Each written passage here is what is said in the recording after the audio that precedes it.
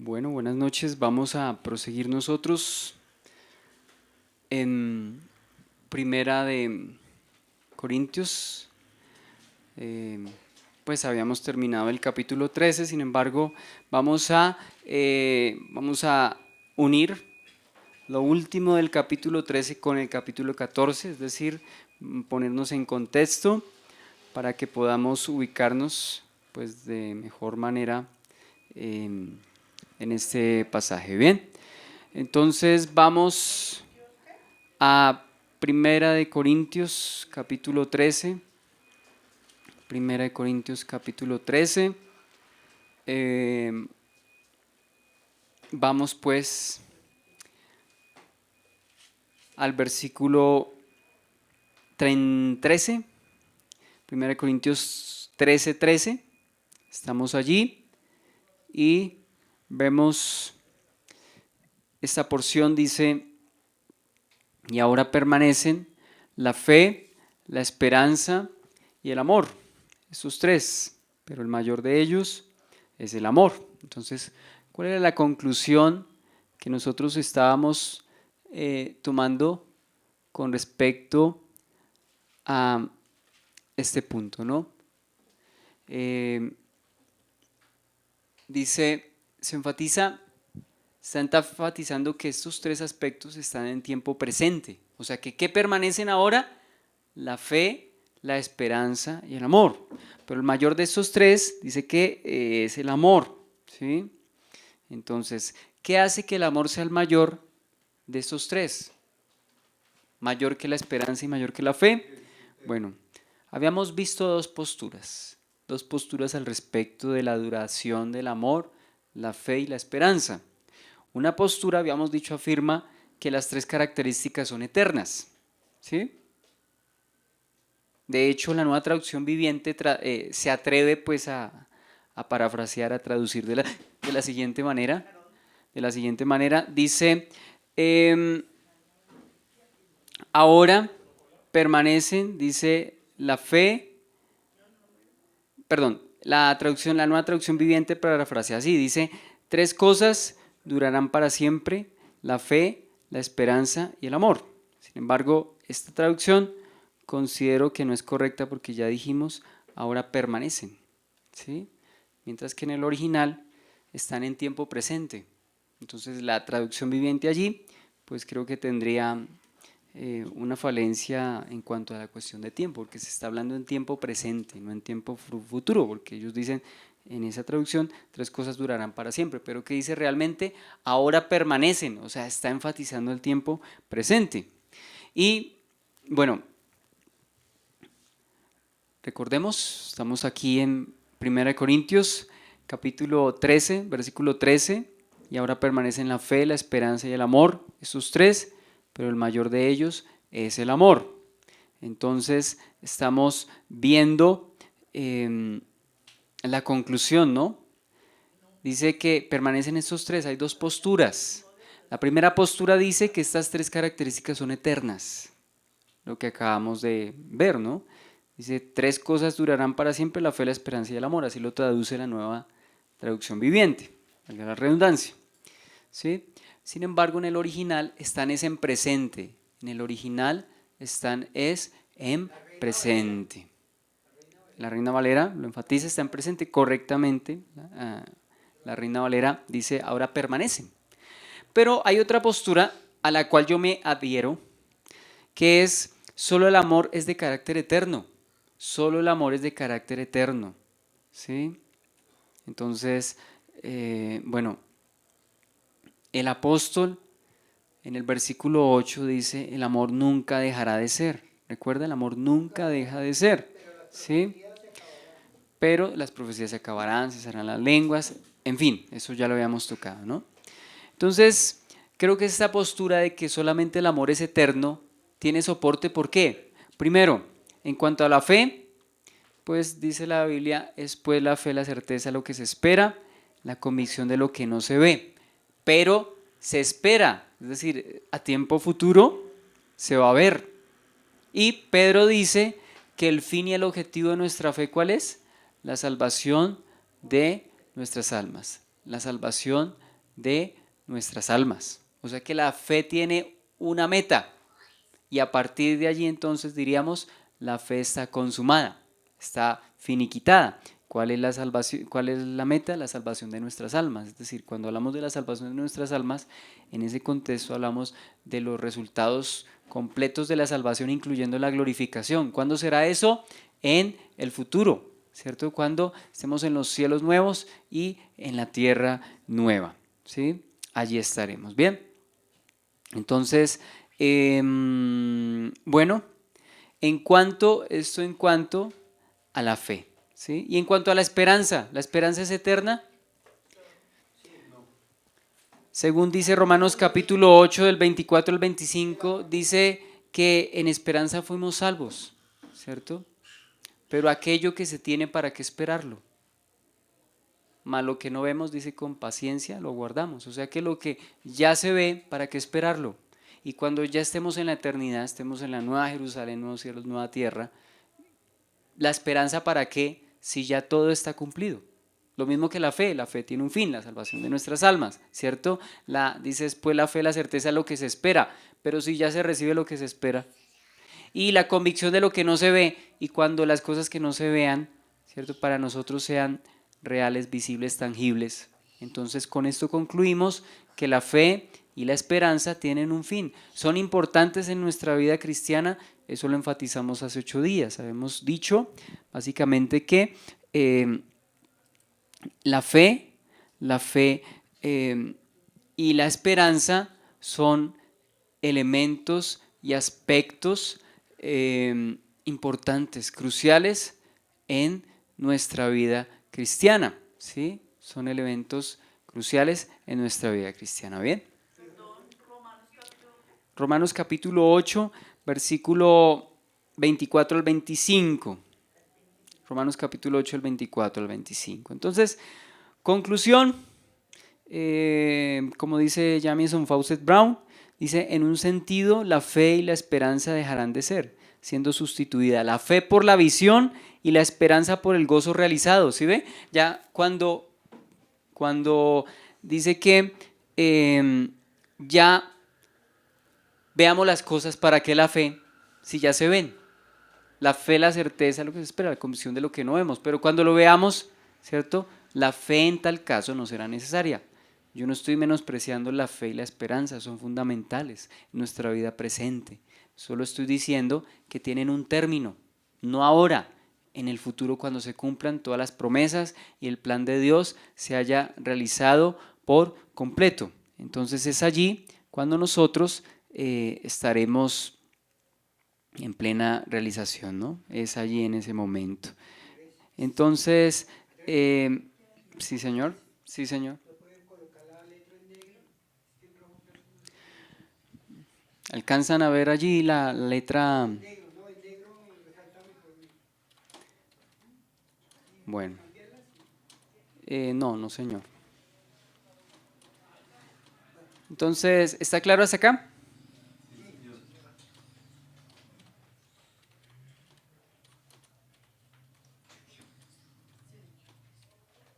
¿Listo? Entonces, básicamente,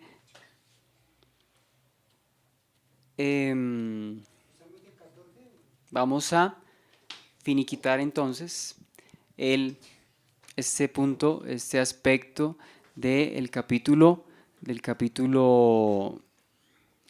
13. ¿Está claro? ¿Cuál es nuestro tema entonces general? Es básicamente la preeminencia del amor en el contexto de los dones espirituales. O sea, se deben ejercer en el contexto del amor. Y poníamos un ejemplo, así como los peces, su hábitat ideal, su condición ideal, ¿cuál es? El agua, ¿cierto? El agua. Es allí donde los peces pueden moverse, pueden pues tener todas sus actividades normales. De la misma manera, los cristianos pueden ejercer los dones correctamente en el contexto del amor, es en ese ambiente, es dentro de ese medio en el cual los creyentes pueden ejercer los dones espirituales correctamente. ¿Bien? ¿Sí? Entonces, además de esto, dice MacArthur, que, bueno, la fe y la esperanza pasarán porque su propósito se cumplirá a perfección en el cielo, pero el amor, que es la virtud definida por Dios mismo, es eterno, porque, ¿se acuerda? Si Dios es eterno y la esencia de Dios, ¿qué es? Amor. Entonces, ¿cuál es la conclusión? Que el amor es eterno. ¿Se da cuenta? El amor es eterno, nunca deja de ser. Bien, entonces hemos terminado el capítulo 13 y pasamos al capítulo 14, no sin antes, pues poder tomar un poquito el contexto general de todo el libro, ¿sí? Para que nos ubiquemos, ¿se acuerda? Dentro del mapa grande, dentro de todo lo que hemos visto hasta ahora en 1 Corintios. ¿Qué hemos visto? Primero, recuerde la introducción. Segundo, los problemas de Corinto, como cuáles, ¿cierto? Los dones dentro, las divisiones dentro de la iglesia, la inmoralidad, las demandas entre cristianos, la libertad cristiana restringida por la responsabilidad cristiana. Y pasamos a la tercera parte del libro, que son las preguntas contestadas respecto al matrimonio, respecto a la cultura idólatra y la libertad cristiana. Luego habíamos visto el cuarto aspecto de este libro, que es la cena del Señor. Y estamos aquí, lo que está subrayado en negro, resaltado en negro, los dones espirituales, capítulo 12 al capítulo 14. O sea, aquí ya estamos en el último capítulo de esa sección.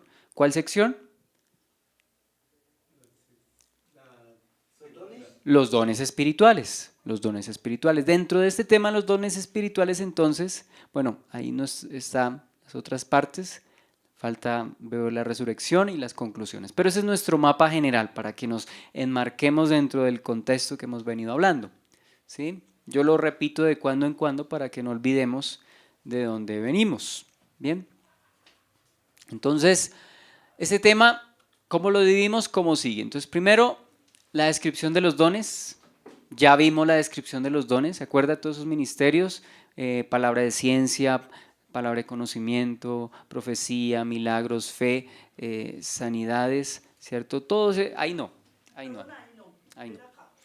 Entonces, segundo, la iglesia como un cuerpo y varios miembros. La iglesia como un cuerpo y varios miembros. Tercero, los dones ejercidos en amor, ya. Y cuarto, y ahí terminamos esta sección de los dones espirituales, la profecía como el don preeminente. ¿Sí? Vamos entonces a tomar esa sección. ¿Sí? Entonces, dentro de todo esto, perdóneme que no tengo aquí las subdivisiones, se las voy a mencionar. Es decir, vamos a dividir en 6 partes el capítulo 14. ¿Cuál es el tema general del capítulo 14? La profecía como el don preeminente. La profecía como el don preeminente. Entonces vamos a recordar el contexto. ¿Cuál es el contexto? Pablo ha hablado de los dones y Pablo ha hablado de la iglesia como cuerpo, ¿cierto? Y ahora considera, como ya vimos, la preeminencia del amor. Y a continuación, entonces, va a continuar hablando, ¿cierto?, respecto a 2 dones en particular, la profecía y las lenguas, que son quizá 2 dones, pues sí, que los corintios no tenían una perspectiva correcta respecto a estos 2 dones. Y el apóstol Pablo va a poner cada cosa en su lugar, ¿bien? Entonces, temas importantes que hemos visto previo a esto: dones, cuerpo, ¿cuál cuerpo? En la iglesia, amor. 3, o sea, quiero resumir y tratar de, pues, comprimir esos temas para que los tengamos allí y podamos continuar con esos temas también en nuestra mente. Dones, cuerpo y amor. Dones, cuerpo y amor. Y capítulo 14, profecía, lenguas. Profecía, lenguas. Bien, entonces vamos a dividir esto en 6 partes. La primera parte de este capítulo 14 es la conveniencia de la profecía. Primera parte del capítulo 14, discúlpeme que no la no la describí ahí, pero se la comento. Primero, la conveniencia de la profecía. Segundo, la adoración con entendimiento. Bueno, perdónenme, no di los versículos. Primero, la conveniencia de la profecía, versículo 1 al 12. Esto lo iremos viendo tranquilo, si no lo alcanza a copiar ahorita, no se preocupe porque los vamos a ver con calma uno por uno. Solamente quiero que tenga un panorama general. Segundo, la adoración con entendimiento, versículo 13 al 17. Tercero, bueno, yo traté de hacer los temas, los títulos lo más corticos posible, pero a veces se me alargan. Las lenguas y la profecía con relación a los incrédulos. Las lenguas y la profecía con relación a los incrédulos, versículo 18 al 25. Cuarto, instrucciones para ejercer las lenguas y la profecía, versículo 26 al 33. Quinto, sujeción de la mujer en la iglesia, versículos 34 al 38. Y sexto, la conclusión de este capítulo y quizá del tema general que comenzamos el capítulo, ¿cuándo? El capítulo 12, versículo 39 al versículo 40. Bien, entonces lo primero que tenemos que hacer, ¿qué es? Y lo primero que debemos haber hecho, haber leído el capítulo, porque ¿de dónde saqué esta división? Entonces, lo primero que debemos de haber hecho, leer el capítulo, lo vamos a hacer sin embargo. Yo le pido el favor a su merced, si se hace aquí, no lo lee para que escuchen. Sí, señor, si lo va a leer su merced, por favor. Entonces, ahí con cuidadito, se acerca acá y ya le habilito entonces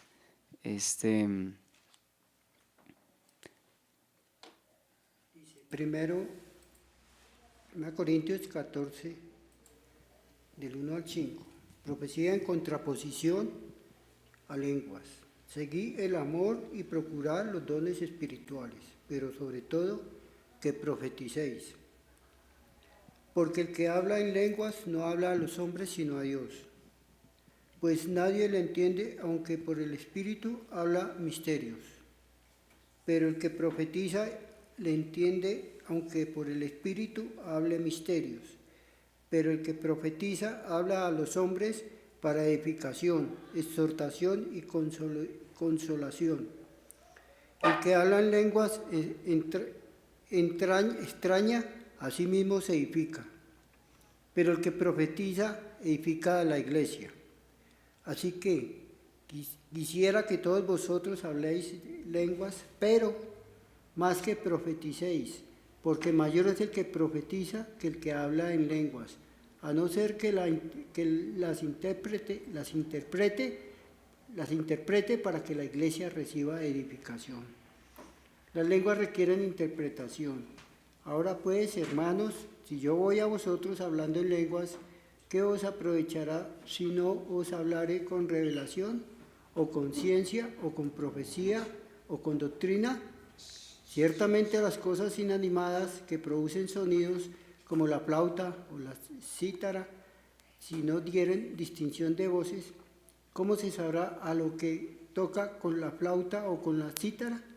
Y si la trompeta diere sonido incierto, ¿quién se preparará para la batalla? Así también vosotros, si por lengua no diereis palabra bien comprensible, ¿cómo se entenderá lo que decís? Porque hablaréis al aire.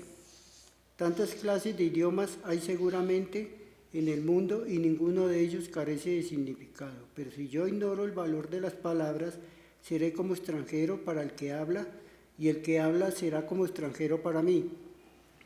Así también vosotros, pues que anheláis dones espirituales, procurad abundar en ellos para edificación de la iglesia.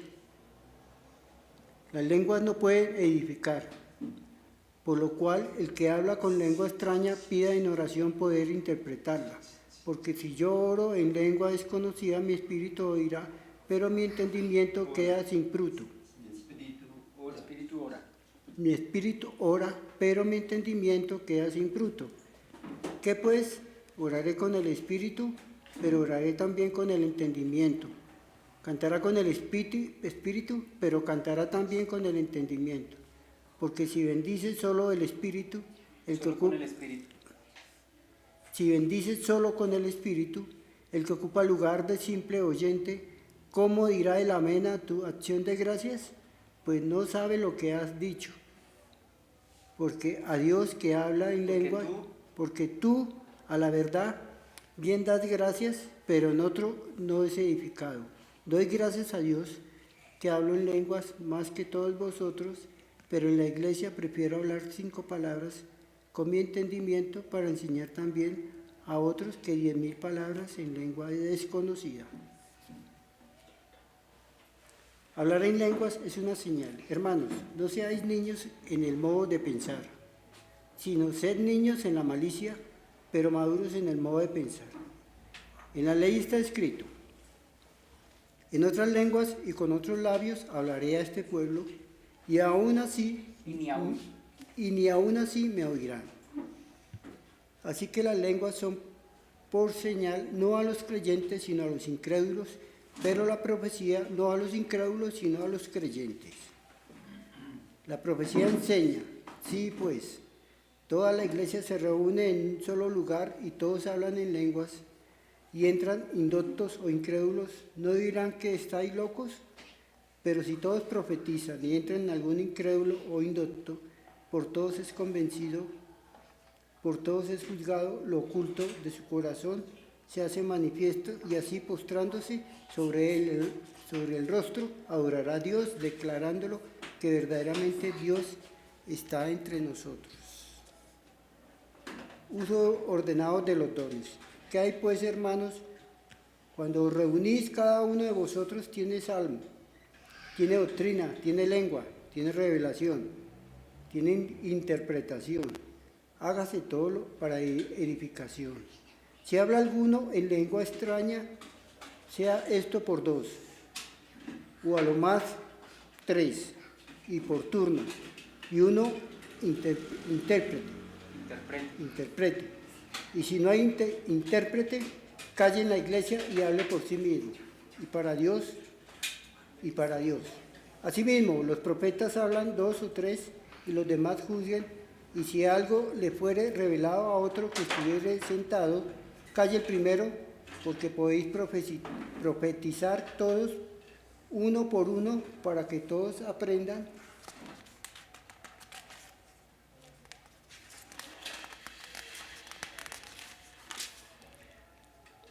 Todos sean exhortados, y los espíritus de los profetas están sujetos a los profetas, pues Dios no es Dios de confusión, sino de paz. Las mujeres no deben dirigir, como en todas las iglesias de los santos, vuestras mujeres callen en las congregaciones, porque no les es permitido hablar, sino que estén sujetas como también la ley lo dice. Y si quieren aprender algo, pregunten en casa a sus maridos, porque es indecoroso que una mujer hable en la congregación. ¿Acaso ha salido de vosotros la palabra de Dios, o solo a vosotros ha llegado? ¿Ha llegado? Las instrucciones son mandato de Dios. Si alguno se cree profeta o espiritual, reconozca que lo que os escribo son mandamientos del Señor. Mas el que ignora, ignore. Así que, hermanos, procurad profetizar, no impidáis el hablar en lenguas, pero hágase todo decentemente y con orden. Bueno, entonces este es el capítulo que vamos a abordar. Vamos entonces a comenzar con esta primera parte, que es precisamente, primero, la conveniencia de la profecía, versículo 1 al versículo 12. Y comenzamos. Versículo 1 dice: seguid el amor y procurad los dones espirituales, pero sobre todo que profeticéis. Antes de seguir hablando de profecía, ¿qué deberíamos primero hacer? Eso me hace acordar de una persona que estaba en un ministro que estaba oficiando un matrimonio y hablaba mucho del amor y daba muchas ilustraciones, pero no daba la definición del amor. Si no hay definición de amor, pues ¿cómo vamos a hablar o cómo vamos a entender o asimilar las demás cosas? Tenemos que partir del principio de definir qué es profecía, para poder entonces de ahí en adelante entender lo que es profecía, ¿no? Debemos comenzar por lo elemental. Ya habíamos hablado de profecía en el capítulo 12 y ya habíamos hablado, sin embargo, vamos a recordarlo y hay una excelente explicación, un comentario de Warren Wiersbe que nos define muy bien, no solamente nos define la profecía, sino que también la diferencia de la predicación. ¿Hay relación entre profecía y predicación? Yo creo que sí, personalmente sí creo que hay relación entre profecía y predicación, pero aunque haya relación entre las dos, no es exactamente lo mismo. Y eso es lo que vamos a ver por medio de este comentario. Entonces, definición del don de profecía. Bueno, ahí lo tienen ustedes en letra azul. Dice, la profecía, como usted recordará, era la proclamación de la verdad de Dios bajo la dirección inmediata del Espíritu Santo. No es idéntica a la predicación, por cuanto el predicador interpreta la palabra escrita conforme le instruye el Espíritu, de modo que no habla la misma palabra de Dios. ¿Está claro? Voy a tratar de desglosarlo un poquito. La profecía es ese mensaje directamente que viene de Dios por el Espíritu y no estaba escrito, es decir, no le había sido revelado antes a alguien o de la manera como se le está transmitiendo. Es decir, Dios directamente, sin necesidad de que ese mensaje esté escrito, es dirigido ¿a quién? Es dirigido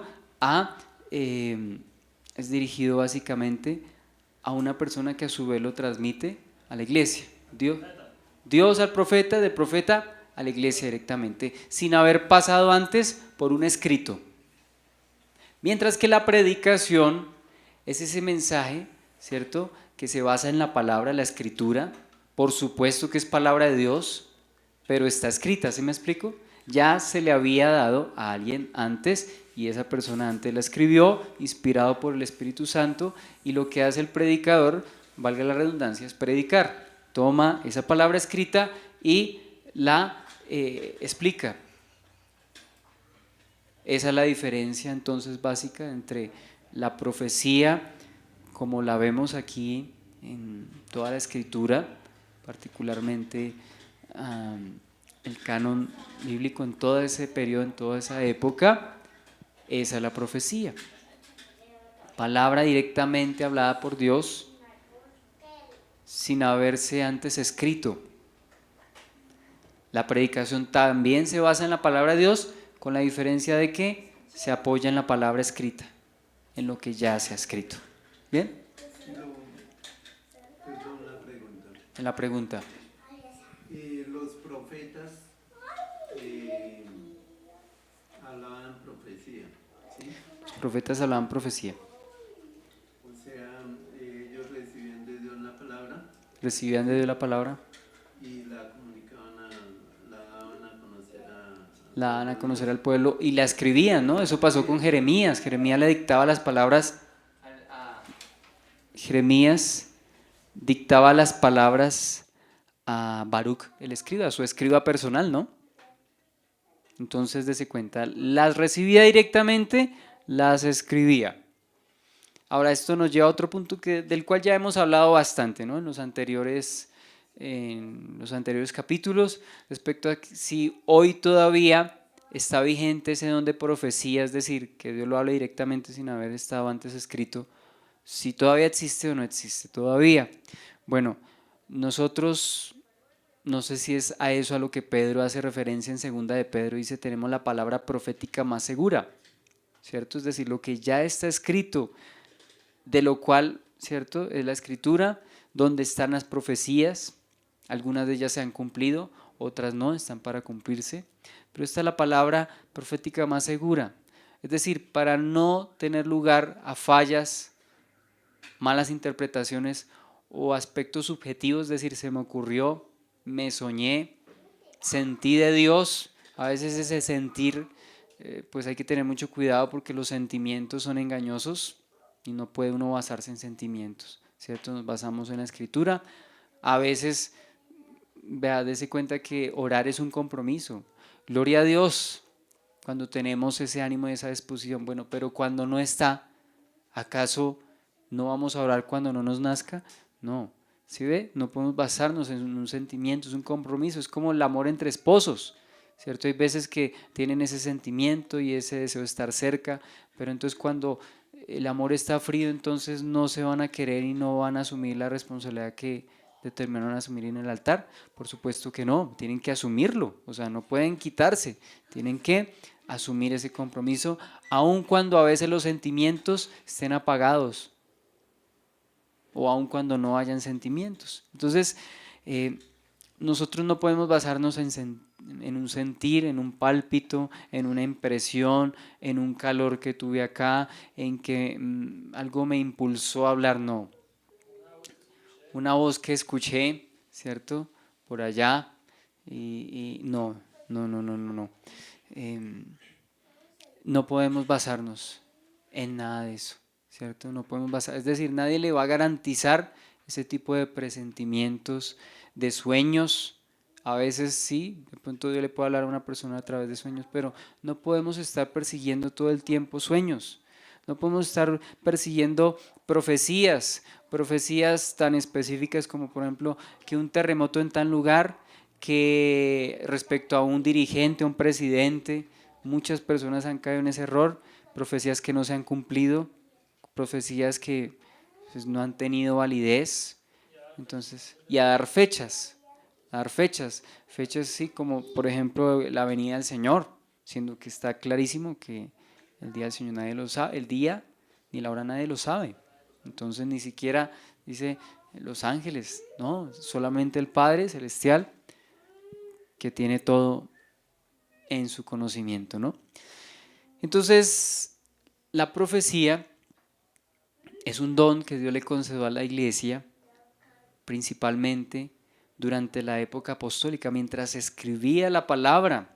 Sí, ha sido muy criticada esta postura, pero yo creo que hay sensatez en ello, porque en ese entonces no había una palabra escrita como la tenemos ahora, pero como ya tenemos una palabra escrita, entonces nos apoyamos en ella y yo creo que todo lo necesario y lo suficiente, o sea, aquí está todo lo necesario para nuestra vida cristiana. No debemos ir a perseguir más visiones, porque eso da lugar muchas veces a descuidar la escritura, ¿cierto? Y a poner más bien la mirada en un hombre. Y hoy en día, con todas estas redes sociales, con todo este tipo de personas que ahora, pues, de manera tan fácil pueden publicar y decir muchas cosas, pues por decir muchas cosas la gente puede decir muchas cosas. Sin embargo, nosotros tenemos una palabra profética segura que es la Escritura, por consiguiente debemos tener mucho cuidado con ello, ¿cierto? Entonces, ¿qué profecías?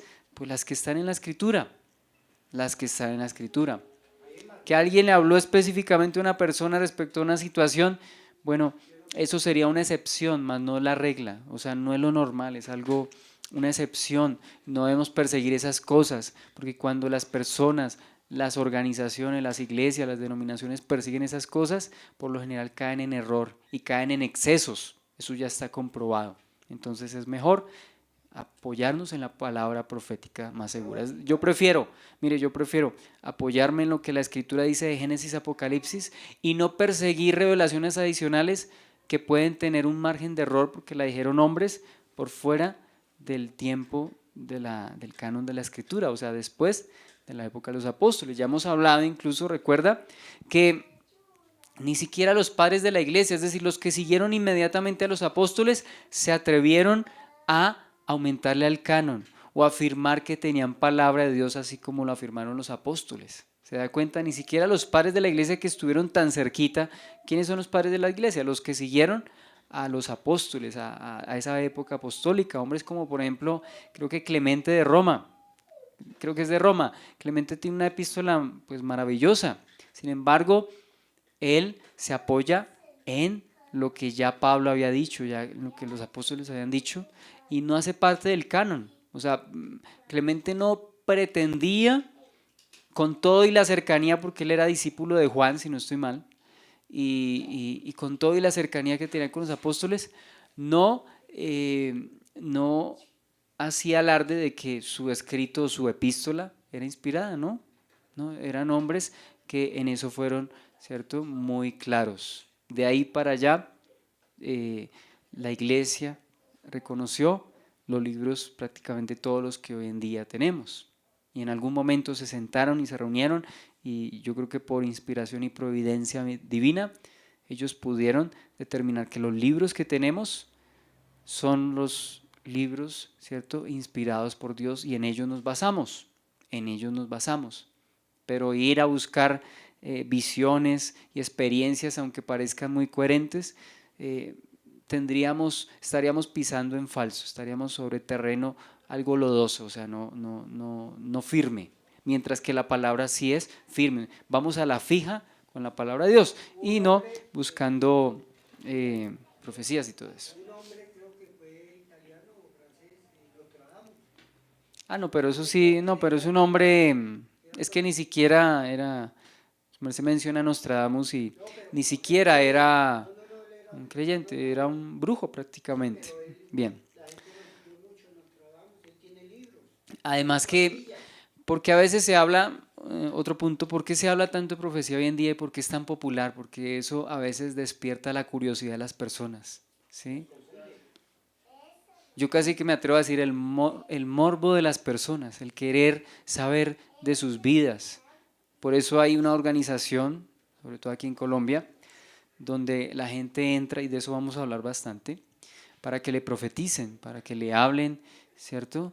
Siendo que lo estamos viendo, la profecía, ¿para quién es? La profecía no es para los incrédulos, sino para los creyentes. O sea, que una persona que viene por primera vez, ¿cierto? ¿Cómo es posible que la pasen y de una vez le empiecen supuestamente a hablar profecía?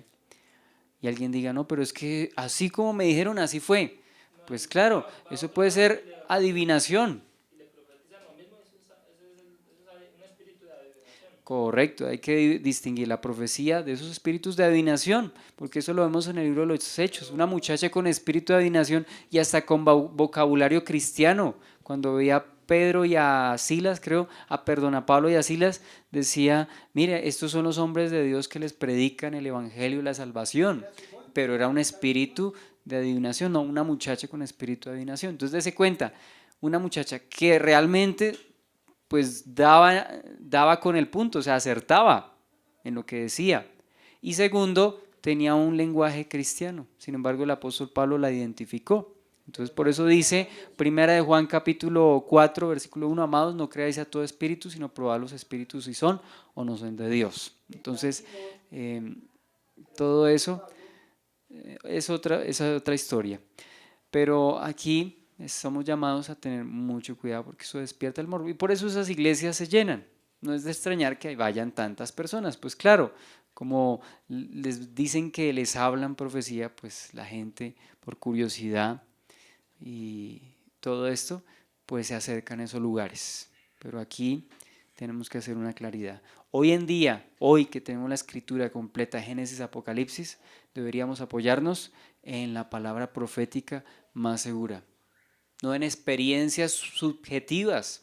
¿Quién me demuestra que lo que esa persona dice es cierto? Mientras que esto está confirmado, está comprobado arqueológicamente, históricamente, proféticamente, espiritualmente, experimentalmente. Es decir, que cuando vivo la palabra realmente ocurre lo que dice la palabra que ocurre. O cuando no hago lo que dice la palabra, ocurre lo que la palabra dice que va a ocurrir cuando yo no la sigo. Entonces, tenemos que tener mucho cuidado. Entonces, la profecía, ¿está clara la definición? Bien, entonces seguimos. Perdón, ya me ha pasado eso que... Entonces, estamos acá. Dice, comparación de las lenguas y la profecía. ¿Sí? La comparación de las lenguas y la profecía. Pero antes de esto, ahí dice procurad. La palabra procurad, ¿se acuerda que la habíamos visto también en el capítulo 13, versículo 31? Donde dice, procurad pues los dones mejores, mas yo os muestro un camino aún más excelente. Entonces, ¿a qué estamos refiriéndonos ahí? Nos estamos refiriendo a esa palabra celó, que viene para nuestro español sería traducida como celar o anhelar de manera ardiente. ¿Sí? Ardiente digo yo, es porque el griego da a entender de esa manera. ¿Sí? Entonces MacArthur nos aclara la motivación de este celo. ¿Cuál debe ser este celo? Abro comillas respecto a lo que él dice. En este contexto, procurar es una referencia a su uso colectivo y fiel en el servicio del Señor, no a un anhelo egoísta de poseer un don admirado que uno no ha recibido. O sea que el procurar es ¿para qué? Para el beneficio de todos, no para mi satisfacción personal. ¿Bien? Entonces, el apóstol que está aquí dando, el apóstol está dando aquí un orden de prioridades. En este versículo 1, ¿cuál es la primera cosa en ese orden de prioridades según el versículo 1? El amor. Seguid el amor. ¿Sí ve? Aquí hay un orden de prioridades. Si nosotros lo alteramos, vamos a ejercer malos dones o vamos a tener un concepto equivocado de los dones. ¿Cuál es la primera cosa que debemos resaltar en esta lista de prioridades? El amor. Capítulo 13 creo que fue más que claro. Sí, sí, Señor, dice, ahora permanece en la fe, la esperanza y el amor, pero el mayor esto es el amor.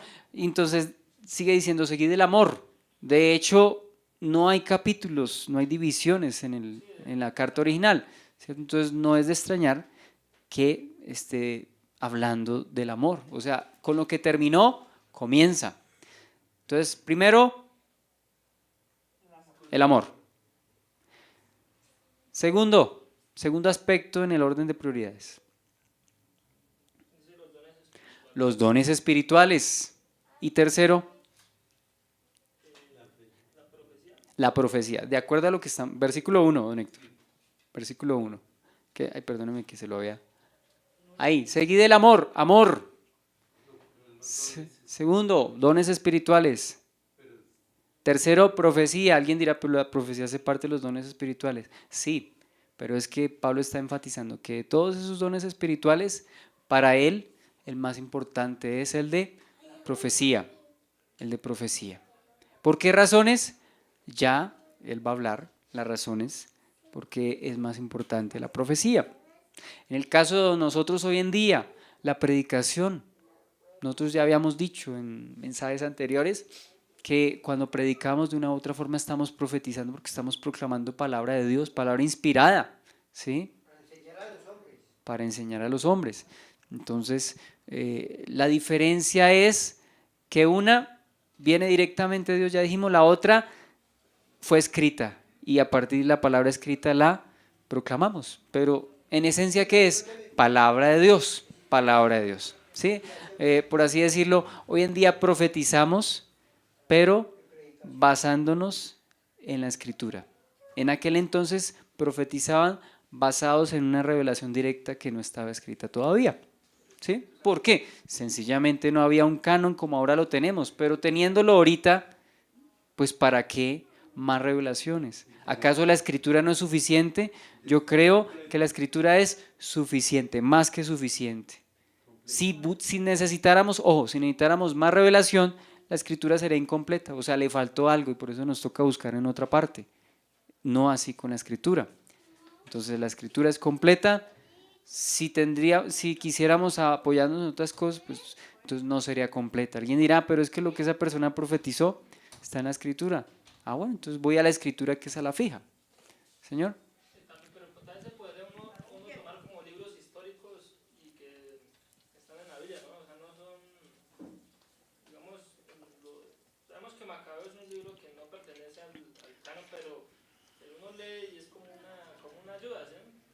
Sí, señor, los libros históricos tienen valor histórico, valor cultural, pero no valor canónico, es decir, no pueden ser considerados inspirados al mismo nivel de, por ejemplo, los demás libros como Primera de Crónicas, ¿sí? Macabeos no lo podemos, aunque ambos son históricos, uno está en el canon, el otro es deuterocanónico. ¿Qué es deuterocanónico? O sea, del segundo canon, o apócrifos, es decir, no son libros oficialmente reconocidos como inspirados por Dios, avalados, bueno, pues por el concilio, vuelvo y digo, se reunieron, no recuerdo en cuál concilio, pero en este momento, podemos ver que providencialmente el Señor reunió y congregó a estas personas, y Dios, pues yo creo en la providencia del Señor, tuvo a bien que ellos determinaran que estos son los libros hasta el día de hoy. ¿Listo? Entonces partimos de eso. Bien, entonces, ¿cuál es el orden de las prioridades de un creyente en el contexto de los dones? Primero el amor, segundo los dones, tercero, en particular la profecía. Y ya vamos a empezar a ver por qué es tan importante. Ahora sí, comparación de las lenguas y la profecía. Entonces, vamos a hablar de los beneficios o las características de las lenguas. ¿De acuerdo? Vamos a tomar del versículo 1 al versículo 5. ¿Por qué? Porque del versículo 1 al versículo 5, Pablo hace una comparación en cuanto a las características y los beneficios o las utilidades de ambas. Entonces, primero vamos a hablar de los beneficios de las lenguas. Y voy a mostrarles aquí versículo 2, versículo 4 y versículo 5. No las tomé. Alguien me dirá, ¿y por qué no tomo el 3? Porque es que el 3 habla de profecía, que también lo tomaremos. No quiero manipular, o sea, no pretendo manipular, todo lo vamos a ver. Pero vamos a ver lo que dice la Escritura allí respecto a las lenguas. Entonces dice, y voy a leerlo, dése cuenta que hay unos puntos de suspensivos. Quiere decir que ahí sigue diciendo cosas con respecto a la profecía, pero yo retomo cuando habla de las lenguas. ¿Listo? Dice ahí, porque el que habla en lenguas no habla a los hombres sino a Dios, pues nadie le entiende, aunque por el Espíritu habla misterios. Ahí sigue hablando, pero yo me salto esa parte porque ahorita la miraremos. El que habla en lengua extraña, a sí mismo se edifica. Sigue hablando, y más adelante, así que quisiera que todos vosotros hablaseis en lenguas, pero más que profetizaseis, porque mayor es el que profetiza que el que habla en lenguas, a no ser que las interprete para que la iglesia reciba edificación. Entonces, ¿qué resalto de esta porción? No habla a los hombres sino a Dios. Una característica de las lenguas. No habla a los hombres sino a Dios. Asimismo se edifica. Pablo dice que quisiera que todos hablaran en lenguas. Y cuarto, que las interprete, ¿cierto? Dice que, o sea, que las lenguas tienen relevancia como la profecía cuando son interpretadas. ¿Listo? Y vamos a tomar 4 cositas ahí, no se preocupe, eso lo vamos a tomar.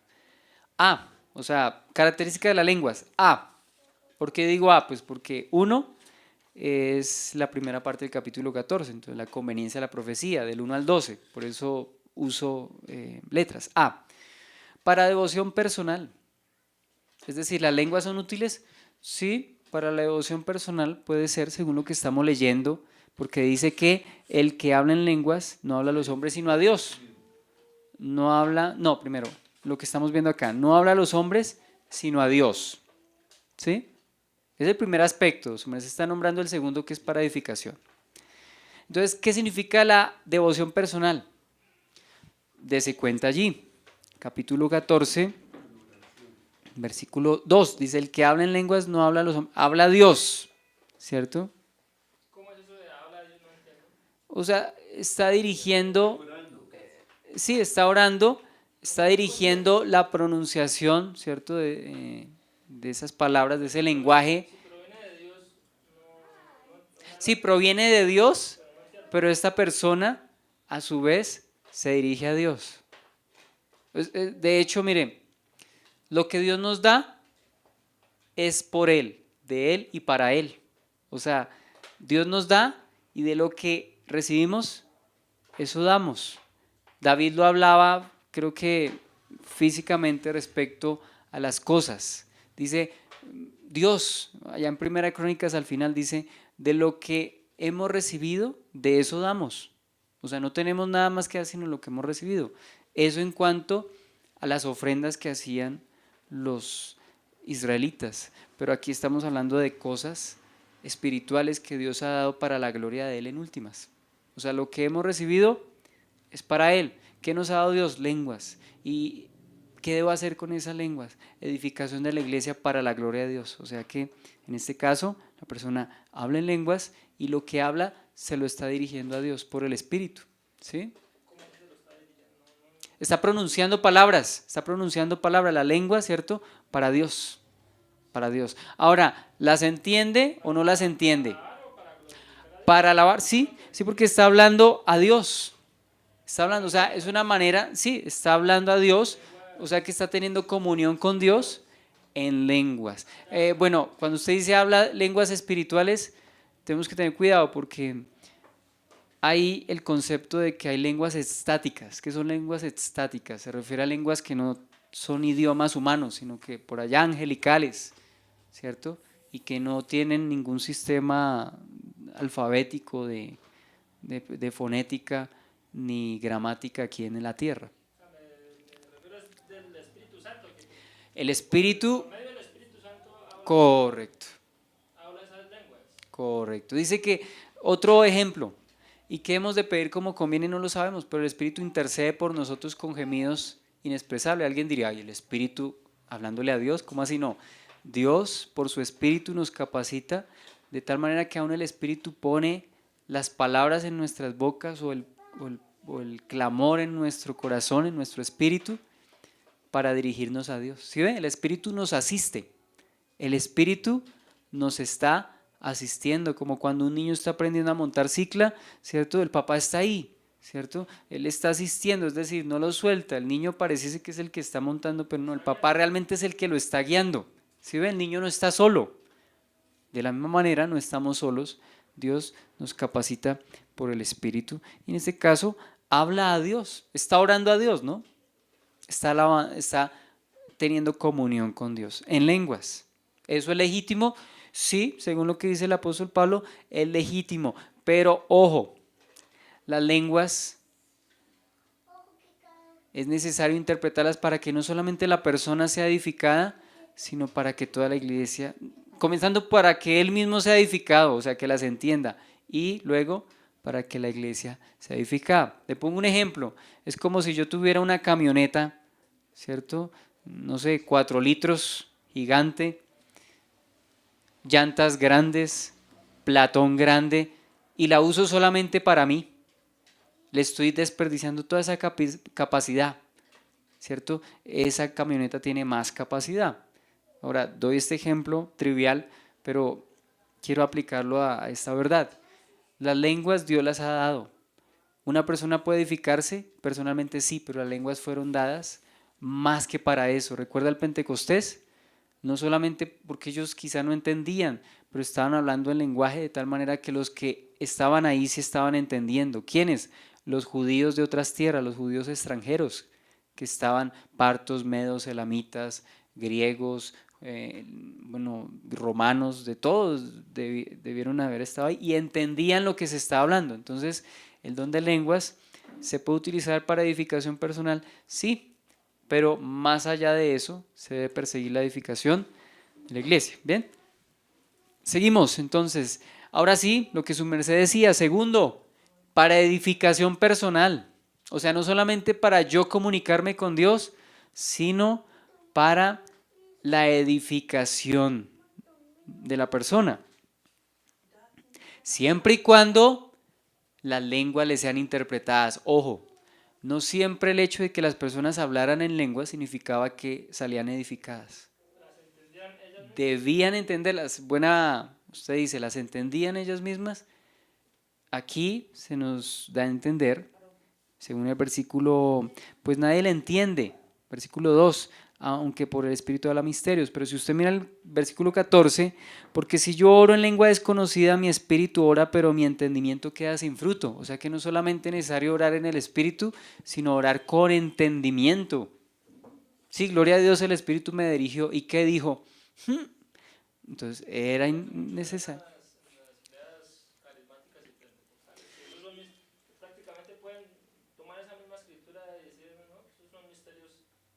Esos son misterios, ¿sí? Y esta persona entonces está ignorando que las lenguas eran idiomas reales, no estáticos.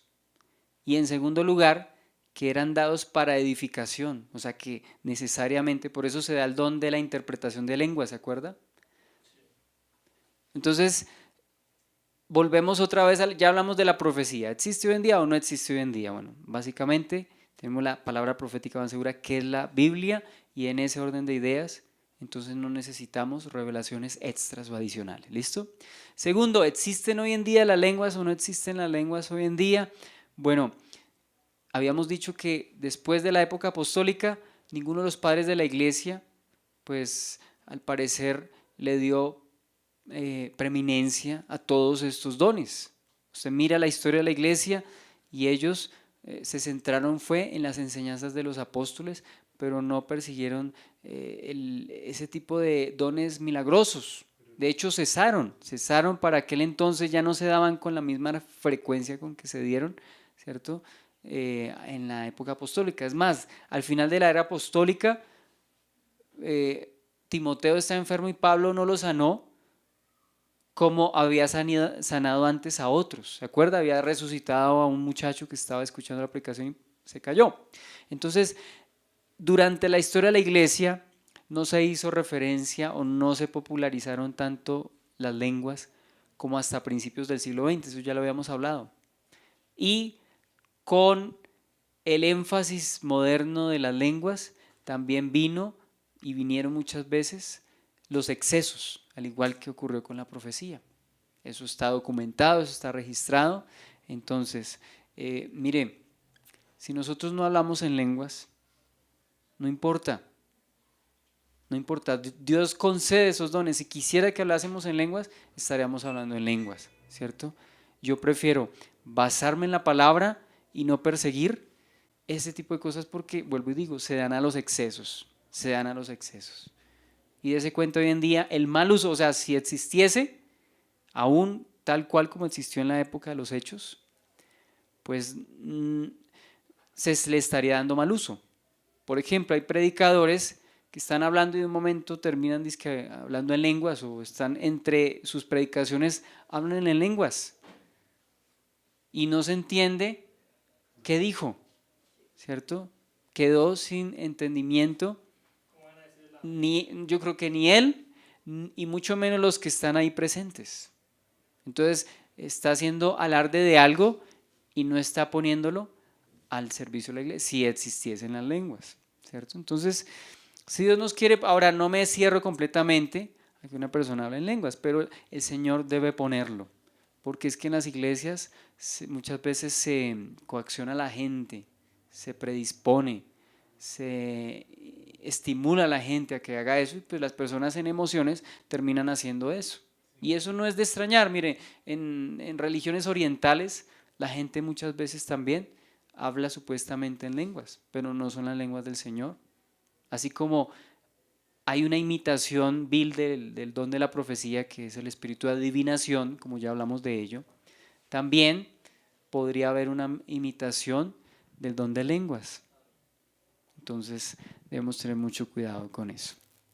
Entonces, para no caer en excesos, para evitar, ¿cierto?, todo ese tipo de cosas, pues uno, en cuanto a la profecía, nos apoyamos en la escritura. Y dos, en cuanto a las lenguas, no las buscamos.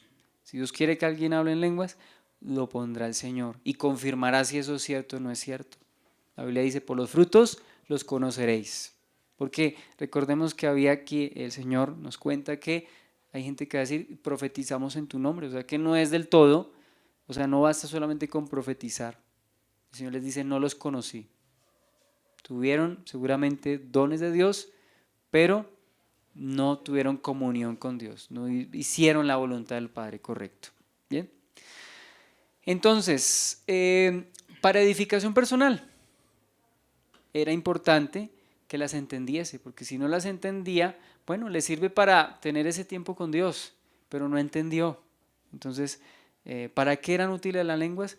Para devoción personal, o sea, la persona con Dios, su tiempo personal. Segundo, edificación personal, o sea, que entienda, o sea, que cuando las lenguas eran interpretadas, pues la persona entendía, era edificada en su entendimiento, ¿no?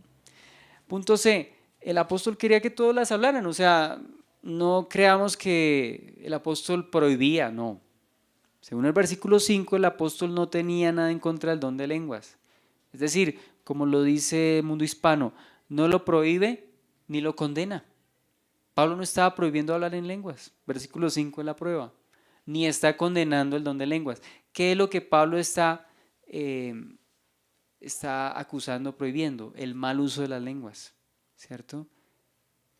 O el usar las lenguas o el perseguirlas por motivos equivocados o usarlas, ¿cierto?, de manera inapropiada. ¿Listo? Entonces, frente al don de la profecía, este último era más conveniente para la iglesia, ¿cierto? La Biblia Plenitud comenta lo siguiente: se permite las lenguas, pero se prefiere la profecía. Se permite las lenguas, pero se prefiere la profecía. Bien. Y de ahí último, en caso de ser interpretadas, poseen la misma importancia que la profecía. En caso de ser interpretadas, ahí sí, ¿cierto?, tiene validez para edificación de la iglesia. O sea, están igualadas con la profecía. Entonces, en ese caso va a haber edificación para toda la iglesia. Y ahí sí, bienvenidas sean las lenguas. Bienvenidas sean las lenguas. ¿Sí? Cumplen esa función. Entonces vamos a dejarlo allí y continuaremos entonces en 8 días, si lo permite.